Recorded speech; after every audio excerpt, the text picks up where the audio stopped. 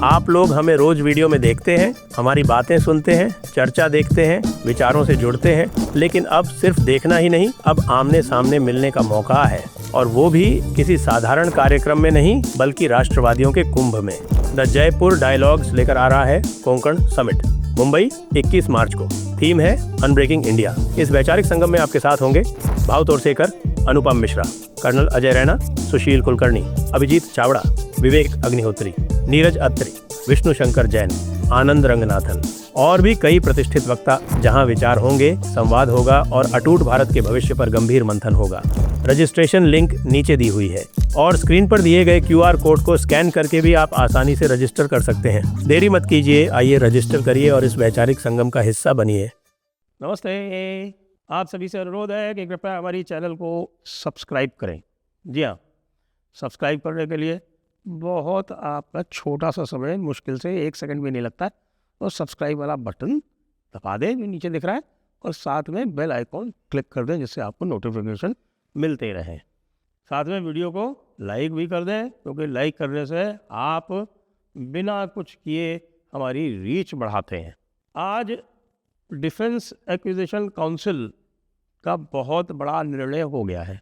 जी हाँ, ये defence acquisition council ये डिफेंस मिनिस्टर की अध्यक्षता में होती है, और डिफेंस एक्विजिशन काउंसिल के द्वारा निर्णय लिए जाने के बाद केवल एक स्टेप रह जाता है, जो कि एक औपचारिक होता है। वो ये होता है कि उसको जो कैबिनेट कमेटी ऑन सिक्योरिटी है उसका एक अप्रूवल और दिलवाया जाता है। लेकिन डिफेंस एक्विजिशन काउंसिल में अप्रूवल होने के पहले बाकी सारे जितने भी आपके अप्रूवल्स वगैरह है फाइनेंस के, वो सब कंप्लीट हो जाते हैं, तब ये होता है। अब केवल और केवल एक कैबिनेट नोट बनना है, और उस कैबिनेट नोट पर जिस दिन भी CCS की मीटिंग होगी उस दिन इसका फॉर्मल अप्रूवल होना है। तो आप सोच रहे होंगे कि मैं बोले जा रहा हूँ, लेकिन है क्या? जी हाँ, 114 रफाल, जो $3 बिलियन से ऊपर की खरीद है, लगभग आप ये समझिए 3 लाख करोड़ की। जी हाँ, लगभग 3 लाख करोड़ की ये जो खरीद है, इसको डिफेंस एक्विजिशन काउंसिल ने अप्रूव कर दिया है। यानी कि राहुल गांधी के ताबूत में पूरी कील ठोक दी है अंदर तक। आपको याद होगा कि किस तरह से इन्होंने विदेशी शक्तियों के प्रभाव में आकर जब पहली बार रफाल के 36 विमान लिए गए थे तो क्या बावेला मचाया था, किस तरह के षड्यंत्रों का इन्होंने आरोप लगाया था, किस तरह के नाटक किए थे। चौकीदार चोर है पे पूरी की पूरी 2019 चुनाव की इन्होंने कैंपेन चलाई थी, अपनी इलेक्शन कैंपेन, और उसने बुरी तरह से परास्त हुए थे। उसके पहले सुप्रीम कोर्ट ने इनको फटकार लगाई थी और कहा था कि ये फालतू बातें करना बंद करो। इन्होंने फिर सुप्रीम कोर्ट के माध्यम से कुछ और कहा था, बाद में इन्होंने इनको माफ़ी मांगनी पड़ी थी। किसको? हमारे राहुल भैया को माफ़ी मांगनी पड़ी थी। अब ये जो 114 रफाल आ रहे हैं, इसमें क्या ख़ास बात है, इस पर बात करेंगे। उसके पहले आपको ये और बता दें कि इसके अतिरिक्त तो और क्या क्या हुआ। जी हाँ, एक और ख़ास बात है कि भाई वो जो हमारे P-8I पोसाइडन जो एयरक्राफ्ट है मैरी टाइम सर्वेलेंस वाले, जी हाँ, जो समुद्री टोही जहाज़ का काम करते हैं P-8I वाले, हाँ, वो बहुत दिनों से वो सौदा अटका हुआ था, क्योंकि अचानक अमेरिका ने अपने दाम बहुत बढ़ा दिए थे, और उनके लिए पहले जो 2.4 बिलियन डॉलर की जो डील चल रही थी, उसको बढ़ा के उन्होंने 3.6 बिलियन डॉलर कर दिया था। लेकिन अब जो सौदा हुआ है भाई साहब, ये 6 P-8I का, वो लगभग 2.5 बिलियन डॉलर में हो गए। यानी यहाँ भी भारत ने जो सौदा किया US से, उसमें भी अपनी टांग ऊंची रखी, क्योंकि 3.6 से उसको आप 2.5 बिलियन डॉलर पर ले आए। और साथ में जो आपने वायदा किया है कि आप 500 बिलियन डॉलर का आपका इंटेंशन है चीज़ें खरीदने का, उसमें आप डिफेंस भी परचेज करेंगे। हालांकि डिफेंस लिखा हुआ नहीं है उसमें कहीं भी।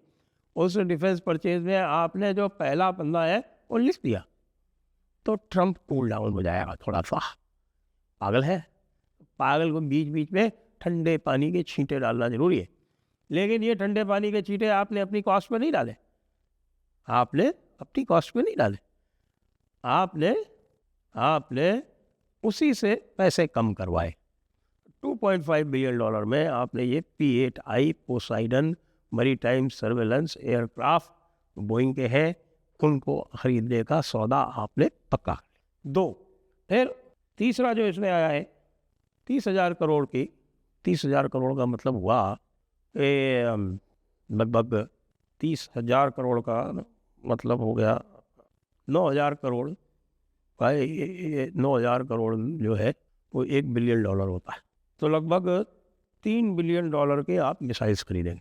3 बिलियन, $36 बिलियन का MRFA जो था उसको कम कर दिया आपने, $30 बिलियन का कर दिया। P-8I आपने 3.6 बिलियन से घटा के 2.5 कर दिया। मिसाइल्स आप ले रहे हैं 2.7 बिलियन से, अबाउट $3 बिलियन कह लीजिए राउंड ऑफ करके फिगर। और ये $3 बिलियन की जो मिसाइल्स है वो तरह तरह की मिसाइल्स हैं, और इसमें विशेषकर इजरायली मिसाइल्स ज़्यादा है। भारत की भी मिसाइल्स हैं, अपनी मिसाइल्स हैं, हमारी मिसाइल्स भी देखिए। अस्त्रा 2 तैयार है और अस्त्रा 3 जो है वो एडवांस टेस्टिंग में है। अब ये अस्त्रा 2 अस्त्रा 3 के बारे में वैसे मैं आपको बता चुका हूँ कई बार, लेकिन एक बार फिर से दोहरा देता हूँ। ये वो एयर टू एयर मिसाइल्स है जिनकी रेंज 250 किलोमीटर और 350 किलोमीटर, और 250 और 350 किलोमीटर की इस तरह की मिसाइल इस क्षेत्र में कहीं भी नहीं है, चाइना के पास भी नहीं है। चाइना के पास जो PL-15 मिसाइल है जो यहाँ पर बिल्कुल पकड़ी गई, बिल्कुल जिसको हम कहते हैं कि बिना किसी डैमेज के पकड़ी गई, अनडैमेज पकड़ी गई, उसकी जो लिमिट है, जो चाइना का वर्जन है, पाकिस्तान को एक्सपोर्ट वर्जन देते हैं, एक्सपोर्ट वर्जन की रेंज केवल 145 किलोमीटर है, लेकिन जो चाइना का खुद का वर्जन है वो भी 200 किलोमीटर। तो आपके पास 2 मिसाइल और आने वाली है, जिसमें से मेरे ख्याल से जो मिसाइल की लिस्ट मेरे पास नहीं है किसको किसको दिया है, लेकिन अस्त्रा 2 इसमें अवश्य होगी, और अस्त्रा 3 के लिए भी बजटिंग तो कर ही दी गई होगी। फिर उसके बाद आप देखिए आर्मी एक और इंटरेस्टिंग वेपन है जिसके लिए बजटिंग की गई है, वह है airship based high altitude pseudo satellite. ये सूडो सैटेलाइट्स का क्या काम होता है? ये जो सूडो सैटेलाइट्स हैं ये करती सैटेलाइट की तरह फंक्शन है, लेकिन ये नियर स्पेस में बेस्ड होती हैं, और इनसे आपको बहुत कुछ जो कम्युनिकेशन का काम है वो सरल हो जाता है।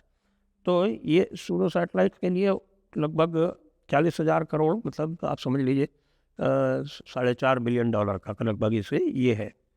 फिर नेवल जनरेटर, ये है 4 मेगावाट का marine gas turbine based electric power generator.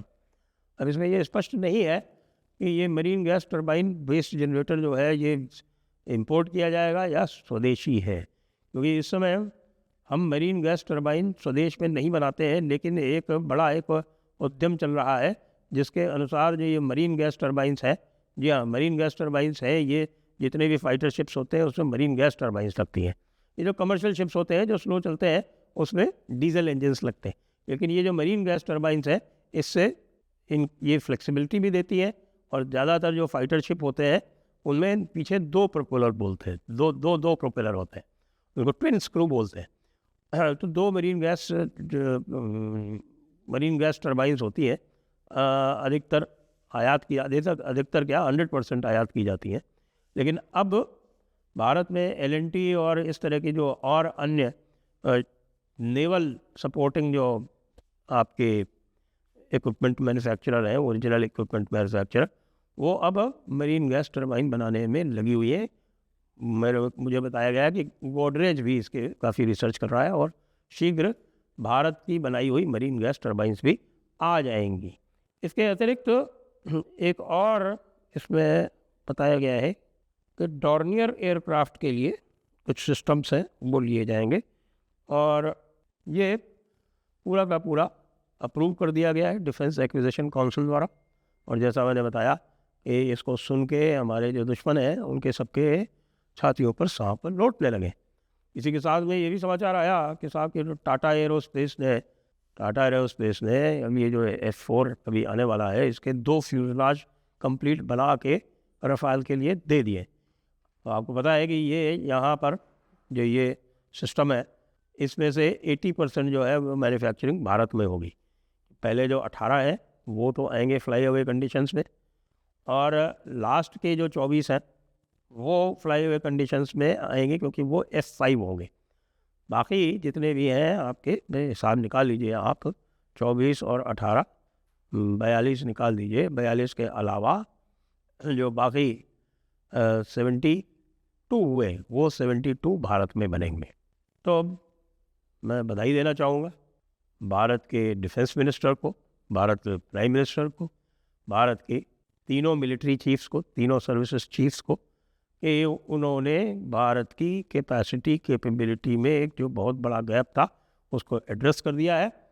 और अब भारत की जो एयर सुपीरियरिटी है वो भविष्य में निश्चित हो गई है, क्योंकि हमारे पास तेजस भी आ रहा है, और SU-57 के लिए भी बातचीत चल रही है। जय हिंद, जय भारत, वंदे मातरम।